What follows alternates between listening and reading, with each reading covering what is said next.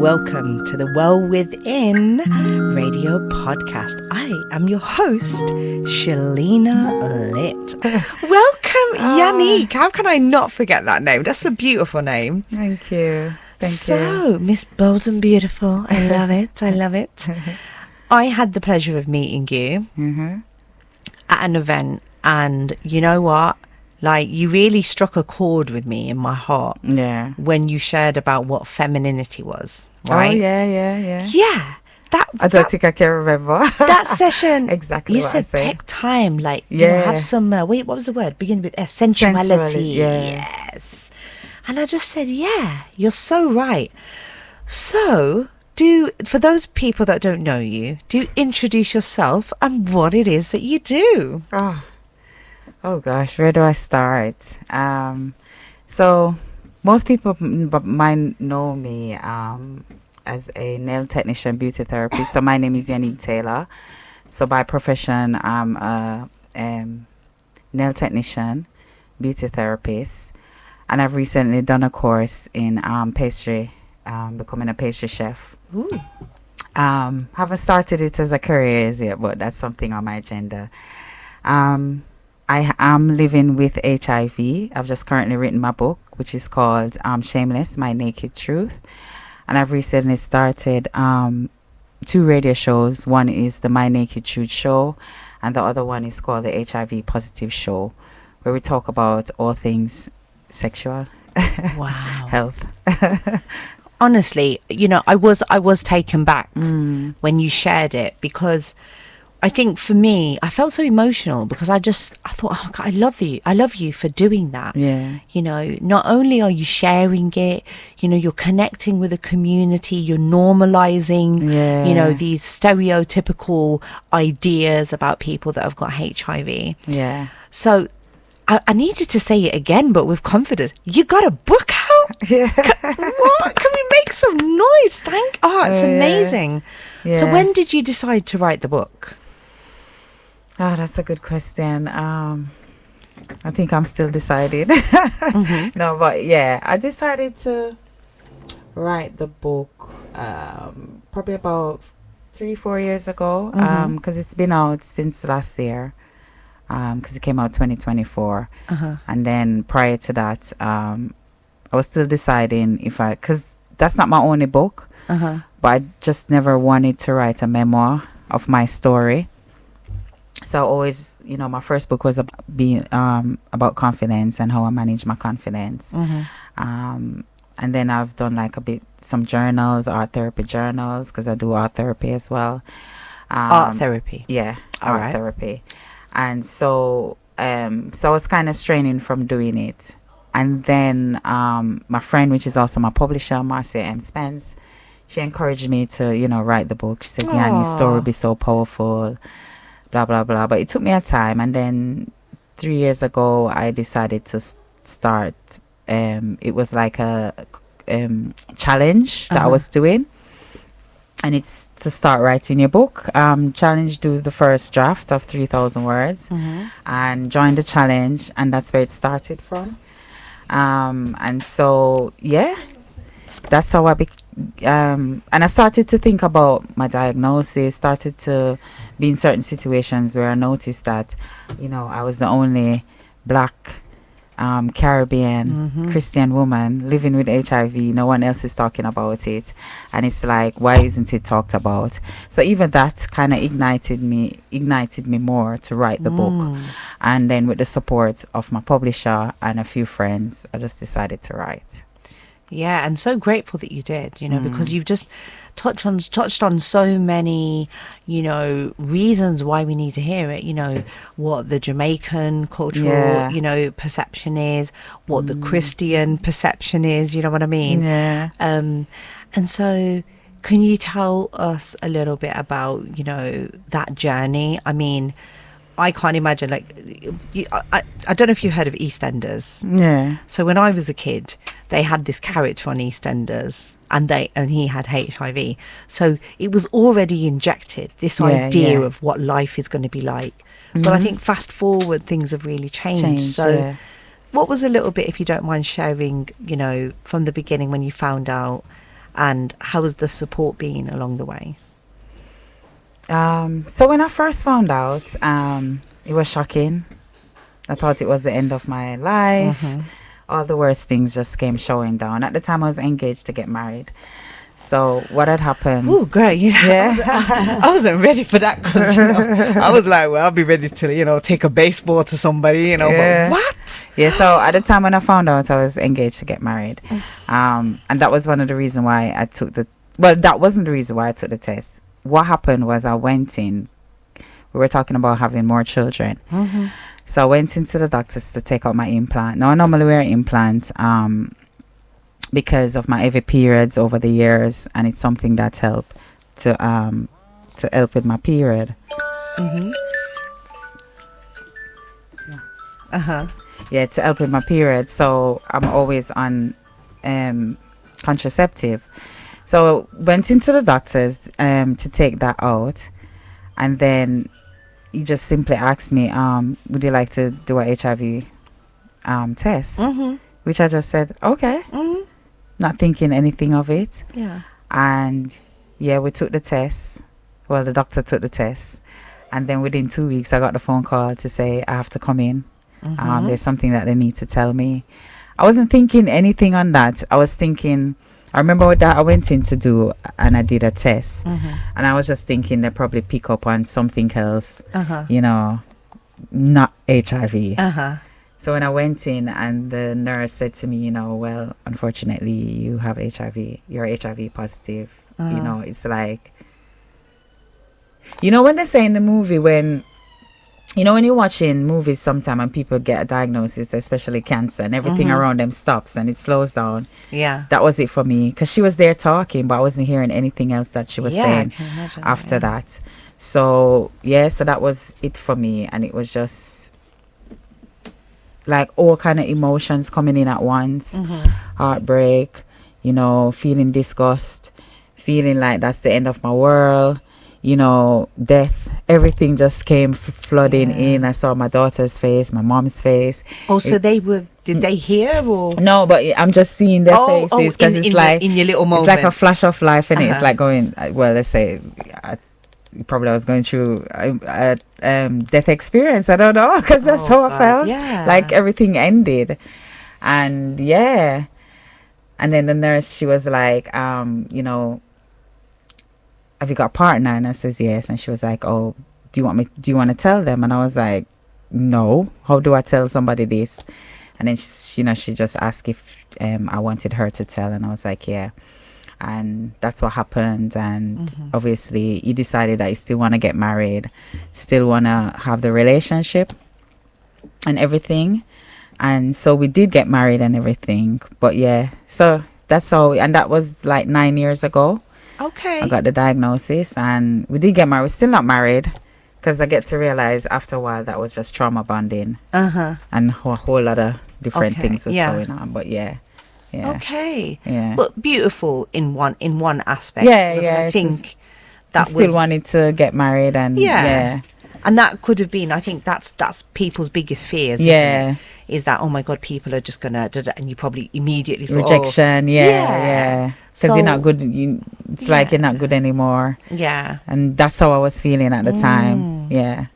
So at what point, because I'm presuming it wasn't public by now, it was just something that you kept. So by this, only my fiance and one other person knew. And then bit by bit, I think it took me about 4 years solid before I even told my children. The hardest person to tell, and I think the last that was important to me, was my mom. Because I was like, oh, I'm not sure she's gonna take it. And she took it completely better than I thought. Way better. So that was okay. But it took me a long time to tell her, because I was like, I wasn't sure what her reaction was gonna be. My kids were great. They're very supportive. So that was fine. That was easy. And then I would tell 1 and 2 close friends. And so the more people I was telling, and I wasn't getting any negative reaction towards it, I was more getting support. The more that helped me with, with my confidence, with talking about it and stuff like that. When I did go public with it, I must say I did get support. Wow. Okay. I mean, you can tell the few funniness, but it's nothing in your face or anything like that from a few people. But surprisingly, I haven't had any backlash or anything like that. You know, people are quite supportive and quite ready to listen and hear what, you know, you have to say. Because I think what it is now, it's almost like it's in people's face now, right at the doorstep, because, as I said, I'm Black, Jamaican woman, you understand? So it's like, oh, okay, and she's talking. Yeah. So people are listening. Yeah. Yeah. I guess if we project shame, if we project, you know, that, it's going to come back to us. Whereas you're saying, yeah, I got HIV and what? Yeah, you know, like, and then you've just totally taken it in a positive direction. Yeah. Because I'm sure we'll find out later when we have our next guest, you know, sexual health in the community is not at its best. No. Because of so much secrecy of what's happening and, you know, so it's just really amazing that you've been able to step into that arena. So the book first, because it was just so much. I was just like, whoa. So the book, and I have to big up Marcia because I think, you know, I've had Tina on as well, who she encouraged to do the grief and stuff. Yeah. So I just love the fact that even having someone support you and say, you need to write a book. Yeah, yeah. Because anyone that's met you knows your personality is just so inviting. So like, ever since I met you, I was just like, what? And so are you doing radio? Was it radio? Tell us a little bit about that. So how did that come about? Well, what happened was, so how it first came about was, I was just home. Same friend Marcia. So I was just home, not doing anything at the time, nothing major. Yeah. And I think I was going through a depressive time at the time. And she suggested, yeah, and why don't you go on the radio? Such and such got a spot, you know, you should go on and play music. So that's where it really started from. Yeah. So I would go on every Tuesday evening from 9 till 11, I think it was, and just be playing classic music because I'm a music person. You know, anybody that knows me knows that I love my music. Okay. You know, no matter what's going on, I got my music, you know, to go to. So she was like, you know how to play, you can do this, you know. So I started it and loved it. And so by the time I've written my book, I decided that, you know, it'd be great to have a show itself. And the show basically would be off my book, because my book is called SHAMELESS My Naked Truth. And I was like thinking of creating a platform where I could get people to come on and just speak their naked truth.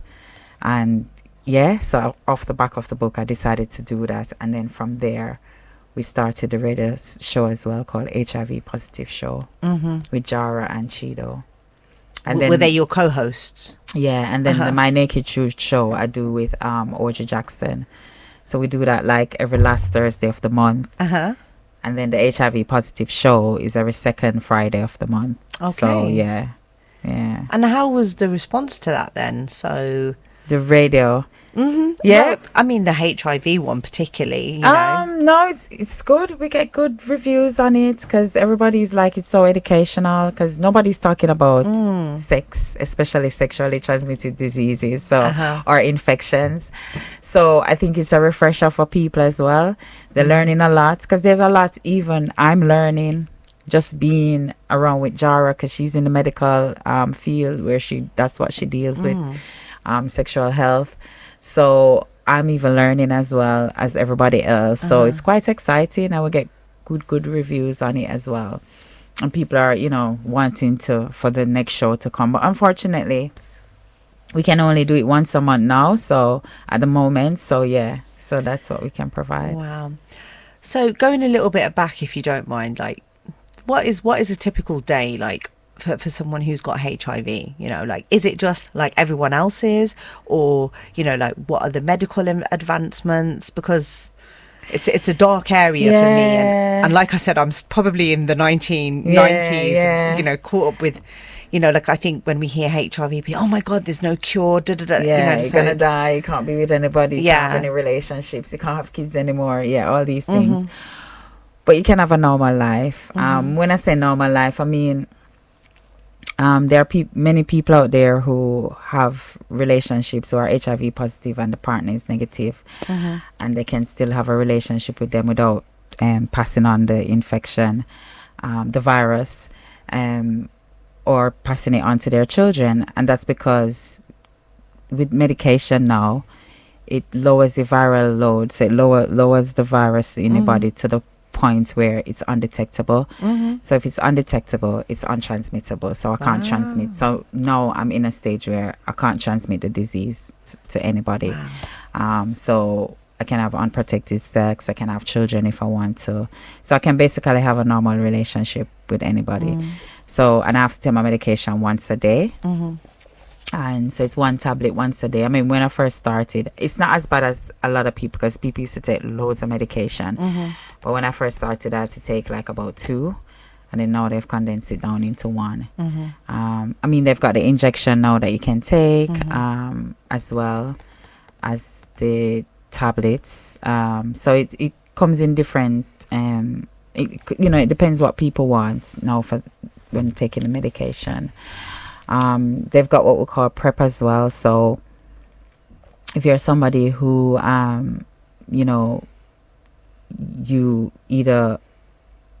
you want to have sex, but you're not sure who you're having sex with, if they're, testing or anything like that. So you can take PrEP. What it does, it prevents HIV from...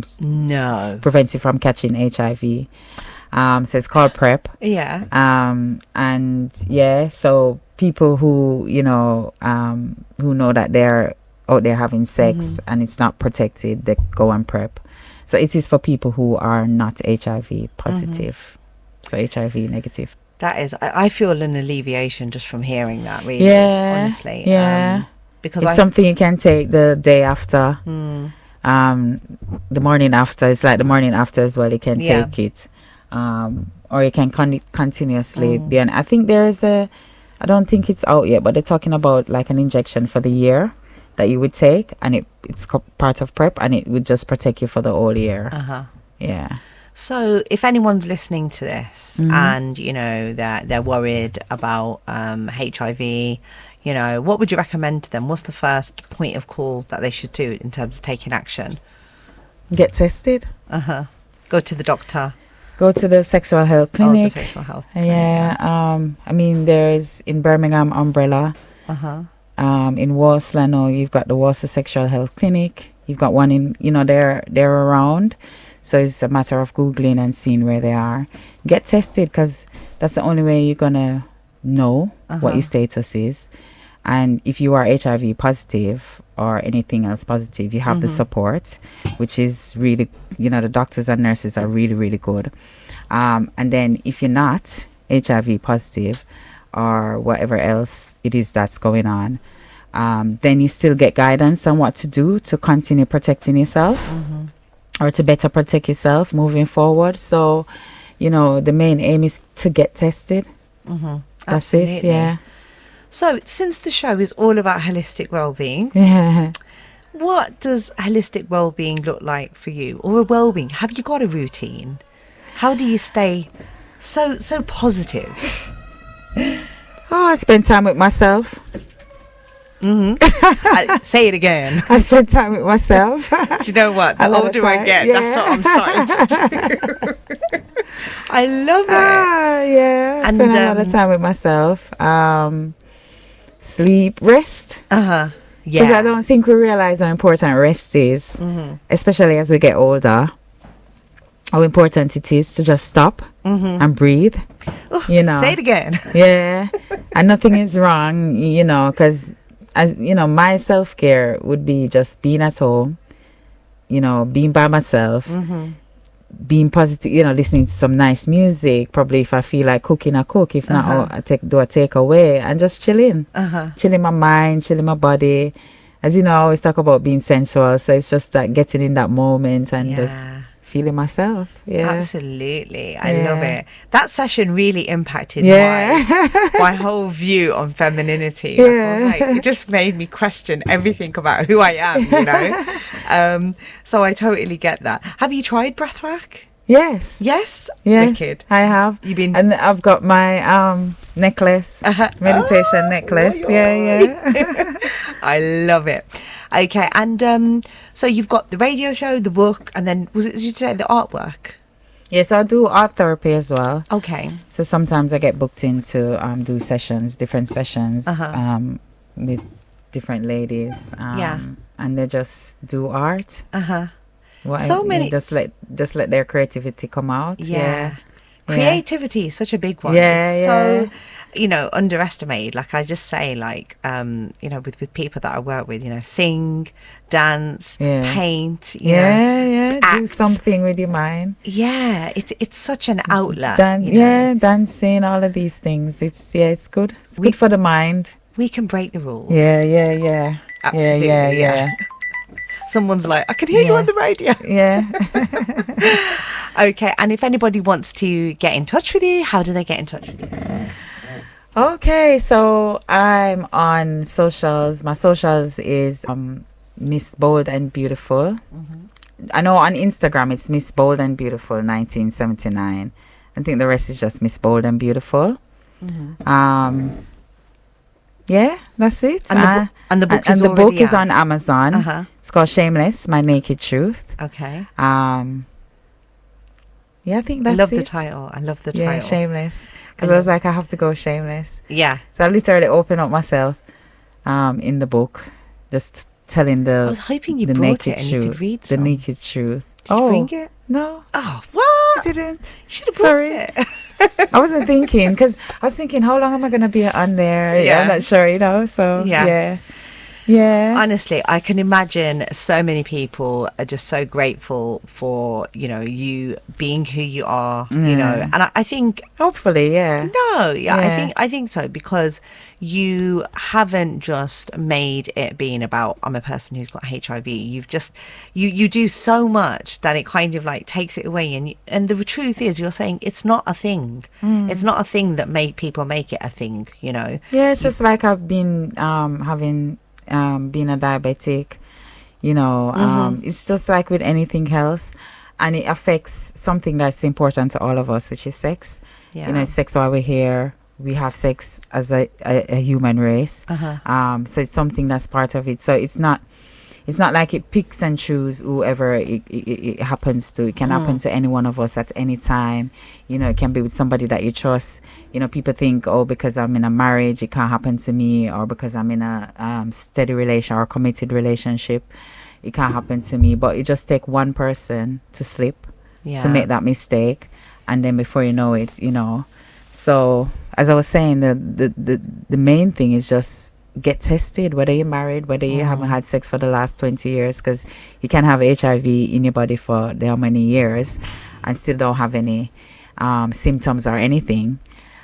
So you probably feel, I've stopped having sex 10 years ago. But you could be HIV positive. Wow. Because if you haven't tested 10 years ago, then you don't know. So as I say, it's just get tested so you can better protect yourself plus others. Were there any particular, I'm just wondering, being on radio, or has anyone ever contacted you? Are there any particular person that stood out where you've just realised, I'm so grateful for the work that I do? Is there any? Yeah, because I remember when I spoke about it, somebody said to me, I thought it was just in the gay community. And so that was like, huh? And then I think somebody else, one or two things people have said. I think there was what did this lady say to me? Like she said, I can't remember what it was, but some questions that people would come up with or things that people would say, and it just let me know that I'm on the right track. Yeah. Because it shows me that people don't really know about this thing. No. And stuff like that. So, yeah. Absolutely. So that was one of the main ones when they said, I thought it was just in the gay community. As if it's just gay people having sex, so, Yeah. and that was a 90s myth that came out. Yeah. But I think sexual orientation has advanced so much that, it's not that. That's not the case. I ain't no sexual expert, but, Yeah. And as you say, you know, 1 in 16 people are out there who are HIV positive and don't know. Okay. So, so yeah. So get tested, people. Get tested. Get tested. Get tested. Yanique, you have been a star. I can't thank you enough for Thank coming you. on. No, thanks for having me on. Yeah. And I'm sure everyone will be in touch. Please, you'll see in the post I'll put all your details. Yes. And we'll let them know where to get a copy of your book. Yes, on Amazon. Yes. Yes. Love it. Just put my name in, Yanique Taylor, and it comes up. All right. Or even Google.